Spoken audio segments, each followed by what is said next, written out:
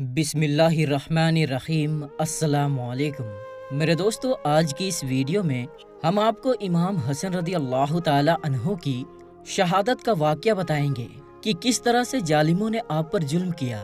جب آپ رضی اللہ تعالی عنہ کو زہر دیا گیا تو آپ کے کلیجے کے 72 ٹکڑے ہو گئے۔ جب آپ قے کرتے تو وہ ٹکڑے باہر گرتے۔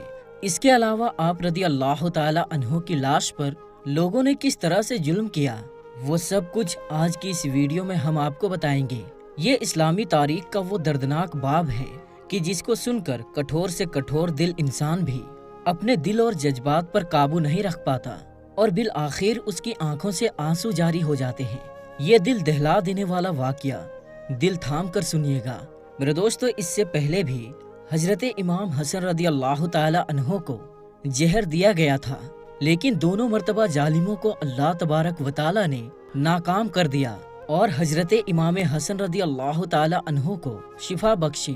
لیکن جب تیسری بار آپ رضی اللہ تعالی عنہ کو زہر دیا گیا، وہ ہیرے کو پیس کر امام حسن رضی اللہ تعالی عنہ کے مسکیجہ کے اندر ڈال دیا گیا تھا، جس سے آپ پانی پیتے تھے۔ امام حسن رضی اللہ تعالی عنہ 27 صفر کی رات کو سوئے ہوئے تھے، اچانک نیند سے جاگ جاتے ہیں۔ حضرت زینب رضی اللہ تعالی عنہا عبادت میں مصروف تھی۔ حضرت زینب رضی اللہ تعالی عنہا کو آواز دی اور حضرت زینب امام حسن رضی اللہ تعالی عنہ کی طرف متوجہ ہوئی۔ حضرت حسن رضی اللہ تعالی عنہ فرمانے لگے کہ میں نے خواب میں نانا جان، امی جان اور ابا جان کو دیکھا ہے کہ وہ مجھے جنت کی سیر کرواتے ہیں۔ میں نے نانا جان سے عرض کیا کہ آپ میرے حالات سے باخبر ہیں، آپ جانتے ہیں مجھے تماچے لگائے گئے، میرے پیروں تلے سے مسلح کھینچا گیا، اتنا ستایا گیا، میرے سامنے اس وقت میرے ماں باپ کو مدینہ میں گالیاں دی جاتی ہے۔ یا رسول اللہ صلی اللہ تعالی علیہ وسلم، میں اس دور سے گزر رہا ہوں۔ آقا صلی اللہ تعالی علیہ وسلم نے ارشاد فرمایا کہ صبر کرو، بہت جلد ہم سے آ کر ملنے والے ہو۔ امام حسن رضی اللہ تعالی عنہ نے ایک اور خواب دیکھا کہ آپ کی پیشانی پر قل ہو اللہ شریف لکھی ہوئی ہے۔ یہ خواب جب لوگوں نے سنا تو خوش ہوئے، لیکن آپ کے شاگرد سعید ابن مسیب رضی اللہ تعالی عنہ نے سنا تو آپ نے فرمایا کہ مولا، اگر یہ خواب کی تعبیر پوری ہو گئی تو سمجھ لیجئے کہ آپ بہت جلد اس دنیا سے جانے والے ہیں، کچھ ہی دن بچے ہیں۔ یہ خواب تو تھا ہی، سب لرزے ہوئے تھے۔ امام حسن رضی اللہ تعالی عنہ نے کہا، بہن میں نے خواب دیکھا ہے۔ حضرت زینب رضی اللہ تعالی عنہا نے پوچھا کہ یہ کیسا خواب ہے؟ امام نے مسکیجہ لانے کو کہا اور جب مسکیجے سے پانی پیا تو مسکیجے میں موجود جو ہیرا پیس کر ڈالا گیا تھا وہ آپ کے پیٹ میں چلا گیا۔ روایتوں میں آتا ہے کہ آپ کے کلیجے کے 72 ٹکڑے ہوئے۔ کچھ لوگوں نے یہ بھی لکھا ہے کہ 80 ٹکڑے ہوئے، جبکہ بعض تاریخ دانوں نے یہ بھی لکھا ہے کہ آپ کی آنتوں اور کلیجے کے 100 سے زیادہ ٹکڑے ہوئے۔ جب آپ قے کرتے تو وہ ٹکڑے ہو کر گرتے۔ سوچئے ذرا یہ ہیرا کیا ہوتا ہے، اس کو کانچ میں چلائیں تو کانچ کٹ جاتا ہے۔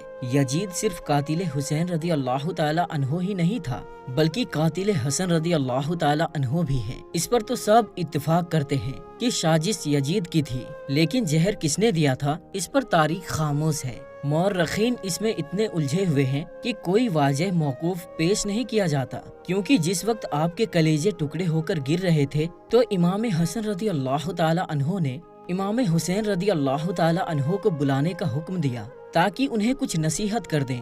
حضرت حسین رضی اللہ تعالی عنہ آئے اور حالت دیکھ کر گلے مل کر خوب روئے کہ بھائی بتاؤ آپ کو زہر کس نے دیا؟ اسی لیے کہ سید الصابرین کا نواسہ ہے۔ آپ نے کہا بھائی، مجھے جس پر شک ہے اگر وہی ہے تو اللہ بہترین انتقام لینے والا ہے، اور شک کی بنیاد پر کسی کو قتل نہیں کیا جا سکتا، کیونکہ میں نام لوں گا تم قتل کرو گے۔ اللہ بہترین انتقام لینے والا ہے۔ جیسے کہ امام حسن رضی اللہ تعالی عنہ نے امام حسین کو نہیں بتایا قاتل کون ہے، تو حتمی طور پر کسی کے بارے میں یہ فیصلہ کر دینا کہ فلاں قاتل ہے، مورخین نے اسے نامناسب سمجھا، اسی لیے کسی کا نام نہیں لیا۔ بہرحال جب صبح ہوئی اور لوگ جمع ہونے لگے تو اس وقت امام حسن رضی اللہ تعالی عنہ نے کہا، حسین میرا چہرہ کیسا نظر آ رہا ہے؟ امام حسین رضی اللہ تعالی عنہ روتے ہوئے بولے، آپ کا چہرہ ہرا ہو گیا ہے بھائی۔ حسن مجتبی رضی اللہ تعالی عنہ نے جب سنا کہ میرا چہرہ ہرا ہو گیا ہے تو فرمانے لگے، حسین یاد ہے نانا کی حدیث معراج مکمل ہو گئی ہے، लोगों ने पूछा कि हदीस मेराज क्या है। फरमाया, जब मेरे हुजूर सल्लल्लाहु ताला अलैहि वसल्लम मेराज के सफर पर गए थे और हमारी पैदाइश भी नहीं हुई थी, तो नाना मेराज पर जन्नत की सैर कर रहे थे। जन्नत में 2 महल देखे, एक हरा था और एक लाल। उस वक्त रिजवाने जन्नत ने कहा कि या रसूल अल्लाह सल्लल्लाहु ताला अलैहि वसल्लम, जाते जाते अपने शहजादों के महल भी देख जाएं, जिससे पूरी जन्नत का हुस्न दोबाला हो जाता है। हुजूर सल्लल्लाहु ताला अलैहि वसल्लम ने फरमाया कि ये हरा किसका है और लाल किसका? कहा कि लाल तो हुसैन रदी अल्लाह ताला अन्हो की है और हरा हसन रदी अल्लाह ताला अन्हो का है। फिर हुजूर सल्लल्लाहु ताला अलैहि वसल्लम ने पूछा कि रिजवान, ये तो बताओ कि हसन का हरा क्यों है और हुसैन का लाल क्यों है? तो रिजवान की गर्दन झुक गई, आंखों में आंसू आ गए। मेरे दोस्तों, यहाँ देखने की बात यह है कि इमाम हसन और इमाम हुसैन रदी अल्लाह ताला अन्हो की मोहब्बत में रिजवाने जन्नत भी रोते हैं, जबकि जन्नत में कोई रो नहीं सकता। जन्नत वो है जहाँ रोया नहीं जाता। लेकिन ये इमाम हुसैन रदी अल्लाह ताला अन्हो और इमाम हसन रदी अल्लाह ताला अन्हो की शहादत है। इसे जब भी याद किया जाता है, लोगों की आंखों में आंसू जारी हो जाते हैं, चाहे वो रिजवाने जन्नत ही क्यों ना हो, उनकी भी आंखों में आंसू आ ही जाते हैं। रिजवान की अर्ज करने की हिम्मत ना हुई। हजरत जिब्राइल अलैहिस्सलाम ने कहा, या रसूल अल्लाह सल्लल्लाहु ताला अलैहि वसल्लम, मैं बताता हूँ, अल्लाह के हुक्म से ये हरा इसलिए है कि हजरत इमाम हसन रदी अल्लाह ताला अन्हो को जहर दिया जाएगा और उनका चेहरा और जिस्म हरा हो जाएगा, और हजरत हुसैन रदी अल्लाह ताला अन्हो को करबला में शहीद किया जाएगा और शहादत की वजह से खून से सारा जिस्म लाल हो जाएगा। इसीलिए हसन का हरा है और हुसैन का लाल है। हुसैन देखा नाना जान की ये हदीस मेराज पूरी हो रही है। उसके बाद हजरत इमाम हसन रदी अल्लाह ताला अन्हो ने लोगों को जाने का हुक्म दिया और घर वालों को ठहरने को कहा। उस वक्त मौला हसन रदी अल्लाह ताला अन्हो के 3 या 4 बेटे थे। उन बेटों में एक बड़ा बेटा था जिसकी उम्र सिर्फ और सिर्फ 7 साल थी। वो बड़ा ही खूबसूरत था। उनका नाम कासिम था और माँ का नाम उम्मे फरवा था। उम्मे फरवा कासिम के सर पर हाथ फेरती और अपने शौहर की तरफ देखती, गोया के उनके सामने अपनी बेवगी घूम रही थी, लेकिन जबान से कुछ नहीं कह रही थी।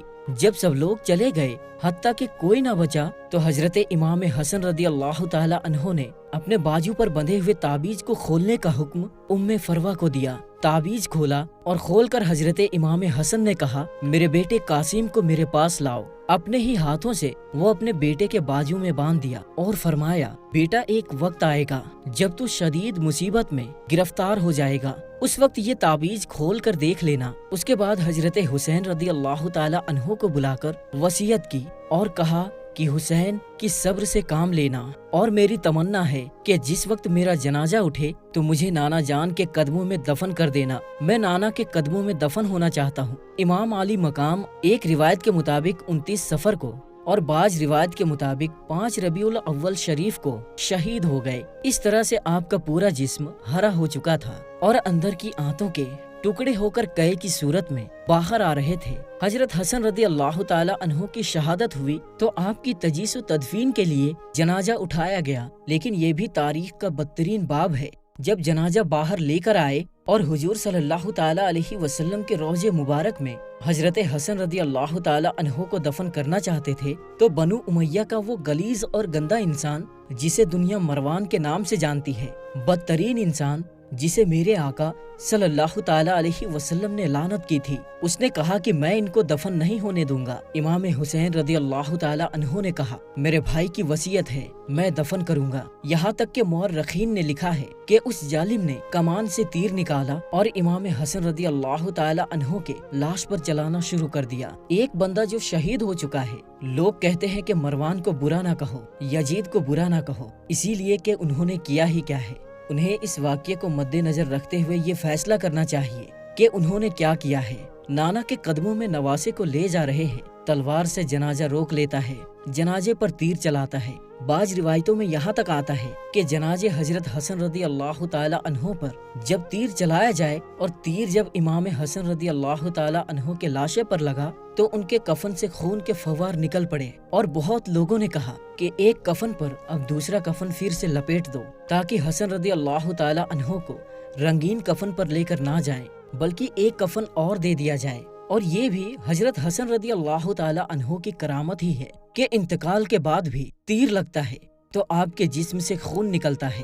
کسی نے امام حسین رضی اللہ تعالی عنہ سے کہا کہ شہزادہ حسن رضی اللہ تعالی عنہ کی یہ وصیت تھی کہ مجھے حضور صلی اللہ تعالی علیہ وسلم کے قدموں میں دفن کریں، لیکن انہوں نے یہ بھی تو کہا تھا کہ اگر مروان آڑے آئے تو مجھے اپنی امی جان کے قدموں میں دفن کر دینا۔ آپ اس پر بھی عمل کر سکتے ہیں۔ پھر امام حسن رضی اللہ تعالی عنہ کو حضرت فاطمہ رضی اللہ تعالی عنہا کے قدموں میں دفن کر دیا گیا۔ اللہ تبارک و تعالی امام حسن رضی اللہ تعالی عنہ اور اہل بیت کے صدقے سے ہم سب کو معاف کرے اور ہم سب کو دونوں جہان میں کامیابی عطا فرمائے، آمین یا رب العالمین۔